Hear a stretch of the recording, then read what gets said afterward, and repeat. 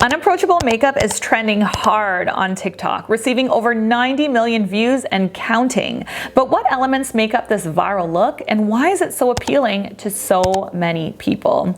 As I'm sure you've noticed, we've been living through an era of natural looks for well over a year now. So seeing this trend pop up is once again shaking up the beauty world because this look is far from natural. I would say it's the complete opposite of the Strawberry Girl look. The Strawberry Girl is inviting, while the Unapproachable Girl is intimidating. We're talking graphic liners, super smoky combos, and even bleached out brows. This whole trend screams mystery. The girl that an insecure guy wouldn't dare approach at the bar because she's just a little too intimidating. Would you try it? Comment down below. I have to admit, this look is the exact opposite of who I am as a person, but I'm still gonna try it. Let me show you my take on it. Let's go. I started off by priming my lids with Sigma's Eyeshadow Base Primer and setting that primer with a translucent powder so it's easier to blend on top of. I then chose this warm brown in the Makeup by Mario Master Mattes palette to contour my crease with. The eyeshadow work here is going to be super simple because all of the drama is going to be created with the eyeliner itself, and you're gonna see that in a second. After adding that warm depth to the crease, I shaded in my lid with a bone color from that same matte palette. I decided to keep this entire look matte as opposed to reflective or iridescent because I find that iridescence gives off more of like an innocent vibe, and the intention behind this entire look is really anything but innocent. Now when it comes to the liner, it's going to scream Siren Eye because it is. This trend 9 times out of 10 is done with a Siren Eye. So what does that mean? It just means that the eyeliner extends in a wing at the outer corner and elongates the eyes in the inner corner. As you can see, I'm able to achieve this very simply just by using a regular black eyeliner, sketching it on roughly, and then smoothing it out with an angled brush. I make sure to extend that inner corner into a point near the tear duct and out and up on the outer corner. When I am done that line to the best of my ability, I then take a pointed Q-tip dipped in moisturizer and I use that to erase any shadow fallout under the eye, but most importantly, to sharpen up my lines so that they are super precise. The moisturizer acts as an eraser. I talk about this all the time. I can't stress it enough. It's a really great way to sharpen up any lines around the eyes and clean out fallout in a second. When that's done on both eyes, we move on to foundation before doing the under eye area. For foundation, I am using the IT Cosmetics Your Skin But Better, which is a lighter coverage. This look is typically done with a fuller coverage base, but my skin is doing really well right now, so I'm just never inclined to cover it all up all the way. Under my eyes for concealer, I am using a drugstore concealer that I just discovered by Maybelline called the Age Rewind Concealer, and it's absolutely amazing. I am loving the formulation of it.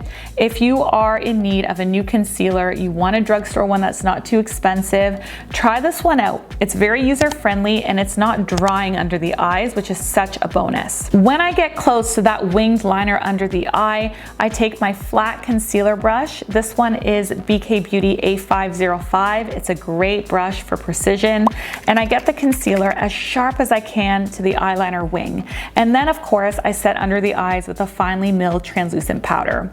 There is a lot of dark around the eyes in this look, so we definitely need to set our cream products or the makeup around our eyes will eventually smear. Moving on to contour, I don't want to spend a lot of time here because I do the same step in every makeup look. So I'm just going to briefly explain what I'm doing. I'm using my NYX contour stick in the color medium tan, the stick that I love, and I'm contouring out my cheekbone, I'm shortening my forehead, and I'm snatching up my nose. I blend all of that out with my flat contour brush. The nose is actually blended with a smaller brush and then stippled out with a damp beauty blender. Okay, so now that our face is done, let's move back to the eyes because that really is what makes the look unique.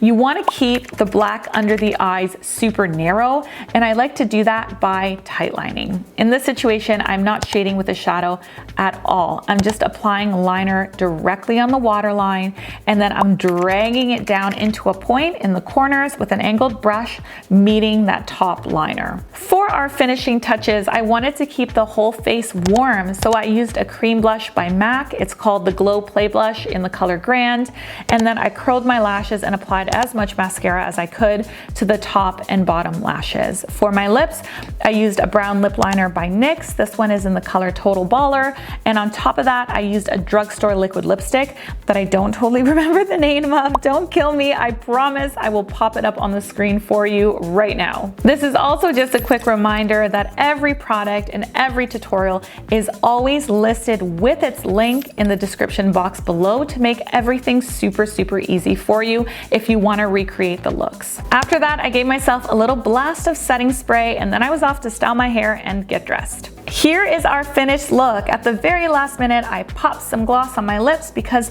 I am just not feeling a matte lip lately. I am really loving a glossy lip. I also waved my hair.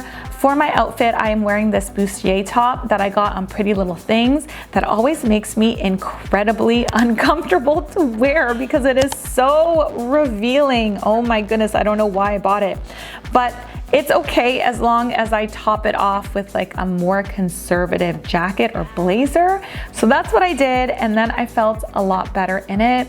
In the end, I really did feel pretty cool in this look. It's definitely outside of my usual norm, but that's the beauty of makeup. We can use it to transform ourselves into all different versions of femininity and womanhood that we want. We are made up of so many layers as women, and it's so much fun as an artist to be able to peel back those layers and create a look that shows the world a side of ourselves that, you know, we normally keep hidden or reserved for certain people. This particular look was definitely a little less sweet and a little more sour than usual, but I'm okay with it.